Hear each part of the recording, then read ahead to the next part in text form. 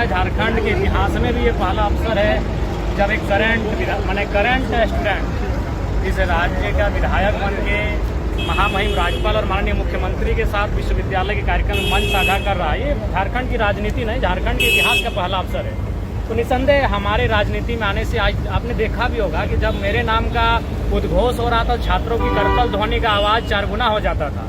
यानी उनको ये आभास हो रहा है कि पहली बार हमारे बीच का नेता कोई सदन में गया है। तो इसलिए ये हमारे यहाँ आना ही एक बहुत बड़ी उपलब्धि है, एक बहुत बड़ी जीत है।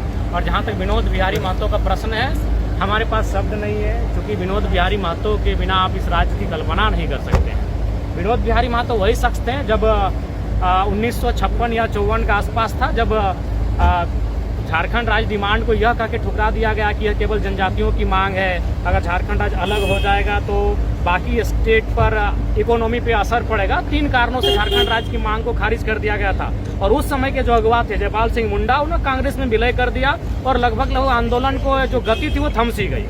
उस समय के हीरो थे जयपाल सिंह मुंडा, कार्तिक उरांव, बागुन समरई, ANU होरो। उसके बाद जो 70 का दशक शुरू हुआ, उसमें बिना किसी विवाद के उस दौर के सम्माननीय नेता कैप्टन विनोद बिहारी महतो थे।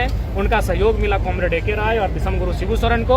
और उसी संघर्ष का आज ये परिणाम है कि हमें अलग झारखंड राज्य का निर्माण हम देख पाए, अलग झारखंड राज्य हमें नसीब हुआ।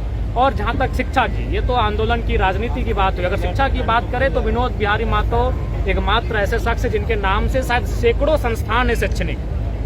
मुझे अभी भी उनके जो आंदोलनकारी साथी मिलते हैं वो बताते हैं कि अगर कहीं विनोद बिहारी जाते थे, क्योंकि आज की डेट में नेता धर्म के नाम पर राजनीति करते हैं। कहीं गए तो किसी मस्जिद में चंदा दिए, किसी मंदिर में चंदा दिए, लेकिन लोग कहते हैं कि विनोद बिहारी महतो जब जाते थे और गांव में लोग मंदिर मस्जिद के नाम पे कि विनोद बाबू मंदिर बनाना है या फिर धार्मिक कार्यक्रम में चंदा दीजिए, वो कहते थे गाँव में स्कूल बनाओ, हम सबसे चंदा देंगे। तो राज्यपाल अभी बोले हैं कि उच्च शिक्षा की जो स्थिति है राज्य में वो बहुत संतोषजनक नहीं है। बिल्कुल संतोषजनक कैसे रहेगी? सीधी बात कहना है, जब तक शिक्षा सरल नहीं होगी, जब तक शिक्षा आम व्यक्ति के बच्चे तक नहीं आएगी, कैसे हम आज जितने भी B.Ed कॉलेज खुल रहे हैं, जितने भी तकनीकी कॉलेज खुल रहे हैं जो प्राइवेट से खुल रहे हैं, उनमें लगभग 70% माननीयों का इनडायरेक्ट इन्वेस्टमेंट है। और आप कल्पना करेंगे कि हम शिक्षा को बेहतर दिशा देंगे।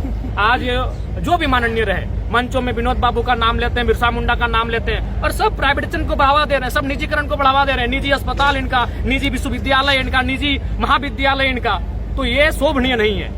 जिस दिन यहाँ के माननीय, चूंकि विधायिका एक महत्वपूर्ण अंग होती है, विधायिका विधि बनाने वाले लोग होते हैं, जिस दिन विधायिका ढंग की विधि बनाएगी इस राज्य में, यह राज्य विनोद बाबू और बिरसा मुंडा के सपनों की ओर अग्रसित होगा। नहीं तो आज हमें लगता है 5 से 15% विनोद बाबू के सपने को हम साकार कर पाए हैं। एक बहुत बड़ा हिस्सा आज विनोद बाबू के सपने को हम लोग छू तक नहीं पाए हैं। इसके विधि व्यवस्था को किस तरह सुधारने की आवश्यकता है? आपने देखा, हम 1 बजे रात को गए, ये भी झारखंड के इतिहास में पहली बार हुआ होगा कि एक विधायक नक्सल प्रभावित क्षेत्र, जहां 1 महीना पहले 2 नक्सलियों का एनकाउंटर हो चुका है, वहां 1 बजे रात को एक विधायक जाता है। और उसी का प्रेशर है कि हालांकि हम बोकारो पुलिस टीम के कप्तान को धन्यवाद देंगे, लेकिन सवाल ये है कि हर बार विधायक आएगा तभी समस्याओं का समाधान होगा।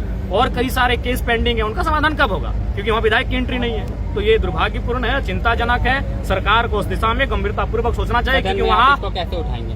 हम तो हर बार उठा रहे हैं। सदन में जनता की सुरक्षा हो, चाहे जो भी विषय है जो जनता के सरोकार से जुड़े हैं, उन विषयों को इस विधानसभा के सत्र में पूरी प्रखरता के साथ, मुखरता के साथ किसी विधायक ने उठाया है, तो बिना किसी विवाद के जरा महत्व नहीं उठाया। क्योंकि आप इस विश्वविद्यालय के छात्र भी हैं, तो सदन में यहाँ की जो प्रॉब्लम्स है वो बतौर एक छात्र रखेंगे या आपको जानकारी मैं दे दूं, मेरा जो सवाल था, विश्वविद्यालय में जो यहाँ कर्मचारी हैं आउटसोर्सिंग के माध्यम से जो कार्यरत हैं, उनका जब मेरा सवाल हुआ सदन में, तब उनका पेमेंट को बढ़ाया गया है। तो ऐसा नहीं है। विश्वविद्यालय की चिंता मुझे है, और मैं विश्वविद्यालय की चिंता एक विधायक के रूप में नहीं, वो लोग जो यहाँ काम कर रहे हैं, वो बच्चे जो यहाँ पढ़ रहे हैं, वो हमारे घर के हैं, हम उनके बीच से हैं। तो निसंदेह बिना किसी शर्त के हम उनकी चिंता करते हैं और उन विषयों को हम सदन तक लेकर जाते हैं। क्या लगता है आने वाले दिनों में हमारा ये जो विश्वविद्यालय BBMKU, ये बड़े शहरों की तुलना में निसंदेह आज अगर आप आर्थिक दृष्टिकोण से देखा जाए तो धनबाद का कोई मुकाबला नहीं है। झारखंड की बात करें तो धनबाद, जमशेदपुर 2 ऐसे क्षेत्र है जो आर्थिक रूप से बहुत ही संपन्न है। तो निसंदेह अगर सकारात्मक दिशा में अगर प्रबंधन प्रशासन अगर कार्य करे और सरकार का संरक्षण मिले, तो निसंदेह हमारा विश्वविद्यालय झारखंड का बेहतर विश्वविद्यालय बन के, हिंदुस्तान का बेहतर विश्वविद्यालय बन के सामने आएगा।